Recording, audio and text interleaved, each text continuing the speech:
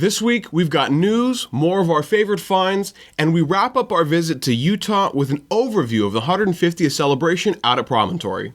It's episode 22, and this is Railroad Showcase.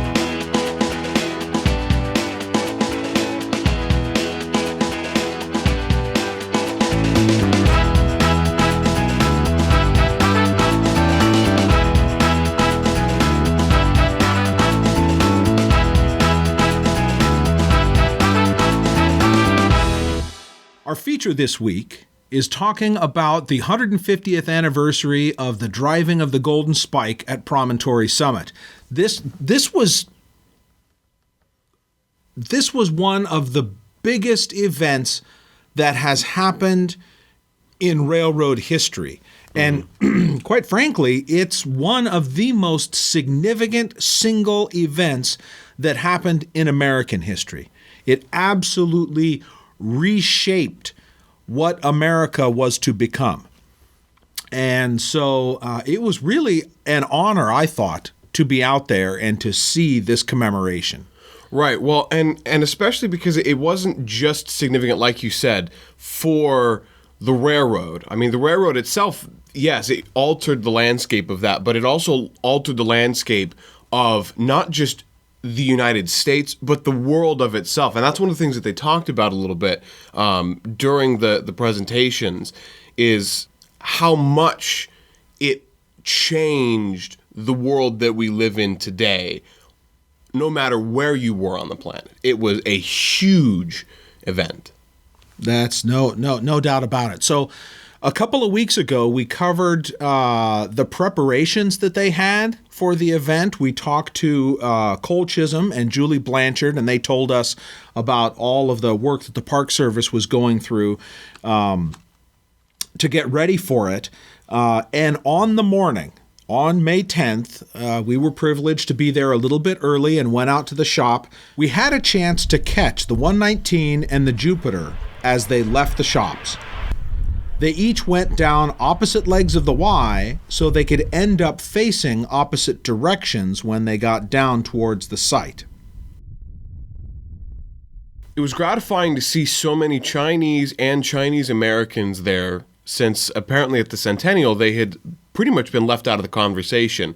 And so it was really nice to see them being recognized for the contribution that they made, which was a huge one. Among the list of speakers at the event was Connie Young Yu, a descendant of one of the Chinese railroad workers on the Transcontinental Railroad. And it was really impressive to see the list of speakers all together. There was the Secretary of Transportation, Elaine Chao. Secretary of the Interior, David Bernhardt, was there. So that's two people from the President's cabinet who had flown out to be at the event. There was an invocation given by a Native American elder, and I tried very hard to catch his name, and I couldn't find it in any of the news releases that I had gotten. Union Pacific President Lance Fritz was there, and since UP has acquired the Southern Pacific, you could say that he was representing both the UP and the SP at the event. Well, or the Central Pacific, which is the even more ancient predecessor. The president of the LDS Church, Russell Nelson, was there speaking. The Utah governor was there. The keynote address was given by John Meacham. There was also a recorded video message by China's ambassador to the U.S., and the Irish ambassador to the U.S., Daniel Mulhall, gave a toast. So there was the reenactment itself, which was really well done. There was the driving of the new Copper Spike of Utah, with lots of Utah officials there. They had a really well put together musical number recounting the history that had a mix of both professional stage performers and young children as well. That was really well done. And so afterwards, there were a bunch of different activities, displays, vendors, stagecoaches, teepees, dry goods stores. It was all capped off by a fireworks show and a military flyover. So there were some rail fans that were really kind of disappointed that it wasn't more of a technical event, more directed towards railroading. You know, I have to admit I didn't know what to expect. We knew that it was going to be a big event with a lot of fanfare. I guess I shouldn't have been surprised that it wasn't a total full-on railroad geek fest, because they were expecting 15,000 people that day. They think there were closer to 20,000 people there. And yes, a lot of them were rail fans, but there were also huge busloads of students who had been brought in from schools in the region, and there were a lot of history buffs, and just a lot of the general populace was there. So I really appreciated the event once I got my head around the fact that this was not an event that just belonged to rail fans. This was an event that belonged to the entire country, to the entire world. And so there were performances and speeches that were given geared towards the general populace. And maybe we should take it as a good thing that this was such a big deal that even politicians found it a good venue to do their grandstanding. And so once I got my head around the fact that it was a different event than a rail fair or a rail fest, I appreciated it for what it was, and I had a good time. Yes, it was a really good day. It was interesting that the Chinese ambassador's message was actually played twice, because I guess there was a glitch during the first showing. Right, and that was a good show of respect. It could have been seemed like a slight that not all of the message played properly the first time. The musical, I was genuinely impressed with the quality of that stage performance. Yeah. Again, they had a professional music production go over. They had professional lyricists and composers write and record everything for that. So it wasn't just something that was thrown together in a meaningless way. They put a lot of time and energy to make sure that was historical and just well done. I remember when we first started getting set up, they were doing some of their preliminary rehearsals and mic checks and stage checks, and they started doing the dancing. And I saw a bunch of kids come out on the stage and a bunch of teenagers, and I was like, oh, wow, this must be like some of the best local high school kids that are going to put on a show. And I was expecting a very good high school level performance. Yeah. This was on the level of Broadway or a London stage show. This was really good. Yeah. It was nice, kind of playing to what you're saying, is that the feel that it's more directed not just towards rail fans, but towards the general public. They had to make sure that everyone could see the entire event. They had massive monitors so that everyone could make sure that no matter where you were looking, you could get a glimpse, even if you weren't seated right close to it. Exactly. And I did hear at one point somebody who evidently hadn't made it out to Promontory, and they made the comment, what? They had big screen TVs? Well, my goodness, if you can't actually even see the event yourself, why even be there? Well, it feels like a concert. It feels like a ball game. All of those events have those big screen TVs now. So why would you even bother to go to a concert and listen to the music when you're just seeing the performances on a big screen? Well, in my opinion, you weren't removed from the event. It enhanced the event, and it's the experience of being there itself. At least that's how it felt for me. I really... there was a lot of energy there, and having a chance to experience it firsthand was really something. It was a big deal. Overall, going in with not knowing what to expect, the overall event was really good, really well done, and I'm really glad that we were able to make it out there. I am too. I thought most of the presentations were good. The politicians went on for quite a long time. John Meacham's keynote was impressive. He is an incredibly skilled speaker. He walked a delicate balance. There was a lot of there was a balance to be struck at this event. They didn't want to whitewash history anymore. So it was a complicated topic, and he handled it with real skill. I was not expecting to be that impressed by a speech. So I agree with you. Overall, I was really glad we went. It was a good day. Yeah.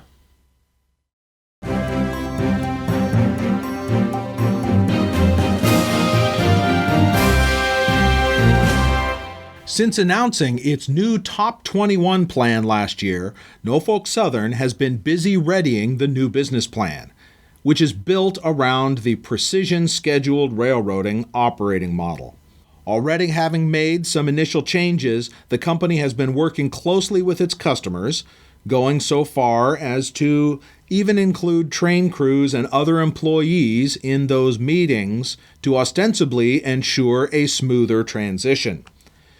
CEO James Squires said, "As we have promised, we will work closely with customers before and after we implement Top 21. Our goal is to achieve mutually beneficial results that include reliable and consistent service as well as growth opportunities."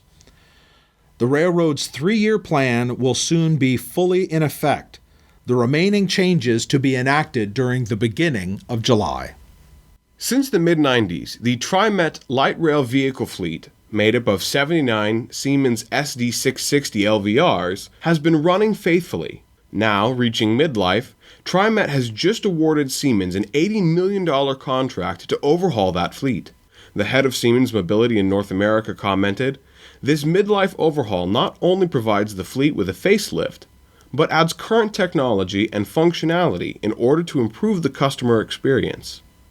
We build these vehicles in Sacramento, and we know the cars better than any other company." 2 of the vehicles will be rebuilt at Siemens' Sacramento facility, while the rest will be done at the newly built Siemens Rail Service site in Clackamas, Oregon. International Rail Partners, LLC, has just finalized the acquisition of its second short-line railroad in the United States. Operating through the subsidiary Rail USA, the company purchased 430 miles of rail line and corresponding properties from CSX for an undisclosed amount. The short line, now named Florida Gulf and Atlantic Railroad, runs from Baldwin, Florida to Pensacola, Florida. The CEO of Rail USA said, "FGA's geographic location makes it a highly desirable rail freight route for shippers in the Florida Panhandle and offers prime rail car storage." International Rail Partners has indicated that it wants to continue its aggressive expansion both in the United States and around the world. DART, the Dallas Area Rapid Transit, just placed an order with Stadler US to build 8 new flirt trains, as well as designing a maintenance facility for the new equipment. The trains and facility are for the new Cotton Belt Regional Rail Project, and will bring Stadler in a cool $119 million for their efforts. The new trains will have a seating capacity of 240 and room for another 225 standing passengers, and will fully meet all ADA requirements. The trains also include a thorough CCTV system, as well as a new passenger counting system that can count new passengers, as well as detect where there may be huddles of people or blockages near boarding areas. Each set is comprised of 4 units and a power pack in the middle, which houses the power unit. There are 4 powered axles and 8 unpowered, with a total length coming to 267 feet. DART expects passenger service to commence on the new line by the end of 2022.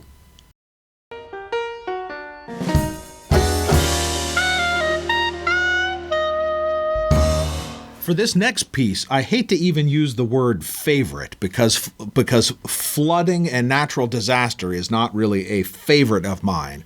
But more like interesting. It's interesting. There have been some very interesting images that have come out of the recent flooding in the Midwest. And this video by John Busbee, we wanted to review because it gave such a unique view of some of the waters that were over the tracks in Burlington, Iowa. He happened to be at, could you say, the right place, the wrong place, at the right time. He was at the back window of the California Zephyr number 6, and it is not a common sight to see your train leaving a wake. Continuing with the subject of flooding, many of the rail lines in the Midwest were completely washed out by the flooding. Union Pacific alone spent over $70 million to repair the damage, and in one area brought in more than 137,000 tons of roadbed material. They made this video pretty recently showing some of that extensive damage.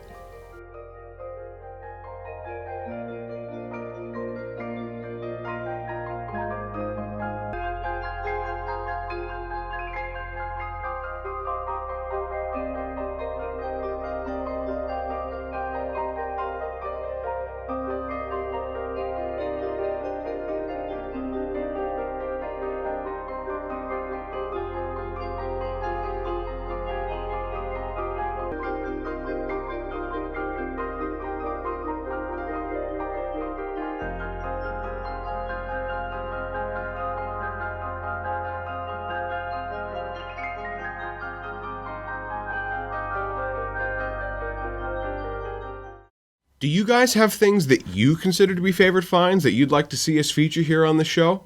Let us know. Either leave it in a comment or shoot us a message. We'd love to hear from you. At the end of May, there was a special excursion run by the former Central of New Jersey 113 on the Red and Blue Mountain and Northern. The engine is owned by the nonprofit Railroad Restoration Project 113. Its excursion utilized Reading and Northern passenger cars and ran on their track. This video was posted by Ethan Trainz Productions, and the effort they put into capturing the day is really apparent. It took a lot of driving and a lot of setup to get this variety of shots.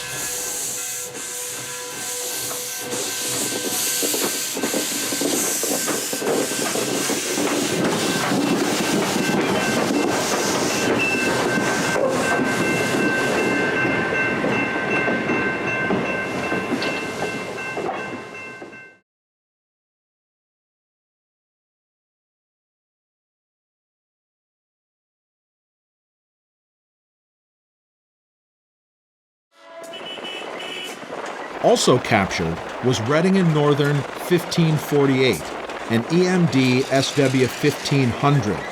This is the quintessential early diesel switcher.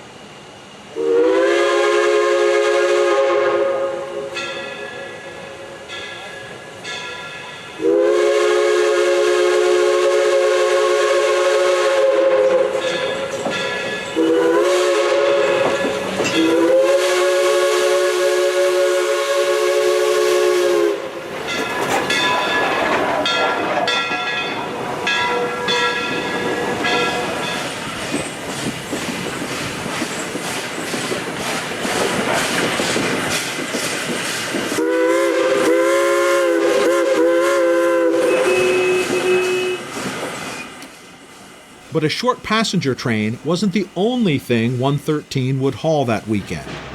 As she made her way toward Schuylkill Haven, there was a tank train that needed some help. Evidently, SD-50 number 5049 had recently come from the shops. They didn't want to risk more damage to the engine on this heavy train. So 113 came in and lent a helping hand.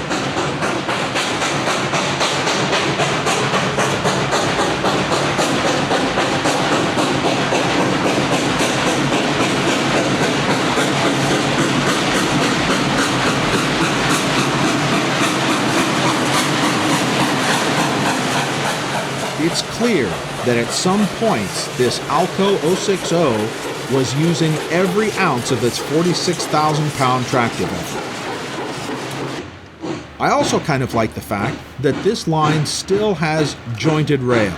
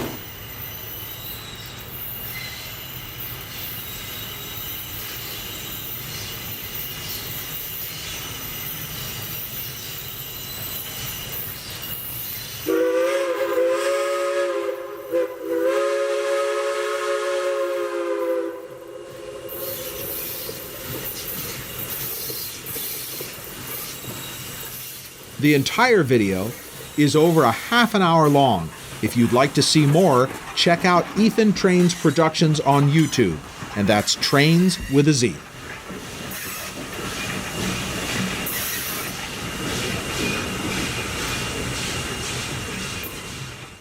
Our last favorite find this week is by a YouTube channel called Mustard.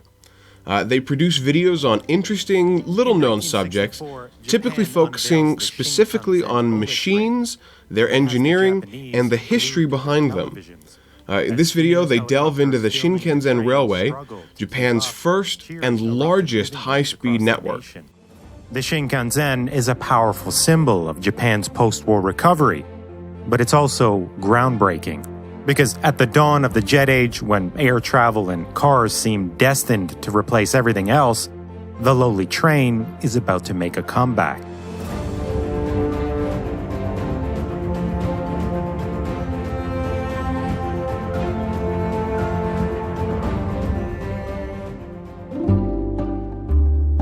In the 19th century, the locomotive and steamship replaced the horse and sailing ship as the primary movers of humanity. In the 20th century, it seemed almost certain that the automobile and aircraft were going to do the same, make earlier forms of transport largely irrelevant. Trains in particular were seen as obsolete, a slow and inconvenient way for people to travel, no match for the unfettered freedom of the personal automobile. In the 1950s, the Americans were pouring billions into building interstate highways, and rail lines were shutting down. In Europe, railways were stagnating. Many countries were still operating steam locomotives. And it was in this context that Japan was blasting through mountains, drilling 67 miles of new tunnel and constructing over 3,000 new bridges, all to build a railway. 東海道新幹線工事の難所、新丹那トンネルは But this wasn't going to be just any railway. This was one of the most ambitious rail projects of the century. The Japanese were calling it the Shinkansen, and the trains on this new line would run at speeds unmatched anywhere in the world, nearly twice as fast as any existing train in Japan. And the new line would be dedicated only to high-speed trains, which meant they'd be able to travel at incredible speeds between Japan's two biggest cities, Tokyo to Osaka. And to make such high speeds possible, the new line would be built using a wider gauge of rail, and it would be laid out with gentle curves, which meant tunneling through and bridging over much of Japan's difficult terrain. But for all its ambition, many dismissed the Shinkansen as ridiculous. A senior railway executive described the project in 1964 as the height of madness. The wider gauge of rail, which was necessary for such high speeds, made the Shinkansen incompatible with the rest of Japan's rail network. Many questioned the value of a fast train if it would be stuck running on a single line, and whether the effort involved in getting trains to reliably go this fast was really worth it. But the criticisms weren't just technical. This was one enormously expensive project, and to make matters worse, over 5 years of construction, the Shinkansen's budget had spiraled out of control, nearly doubling over the original estimate. Because of that, two visionaries leading the project, the president of Japanese National Railways and his chief engineer, both resigned before the project even finished. The media were calling it Japan's Great Wall of China, a massive but ultimately misguided effort, when other countries were looking towards jets and automobiles as the future. But the critics would soon fall silent.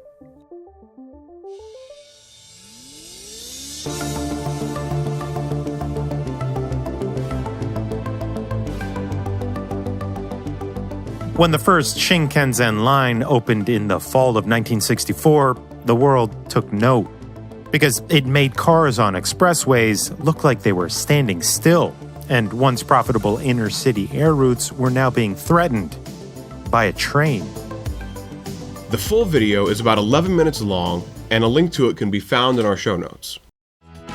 That's it for episode 22, guys. Thank you so much for being here with us, enjoying the best hobby in the world. Until next time, keep your hand on the throttle and your eye on the rail.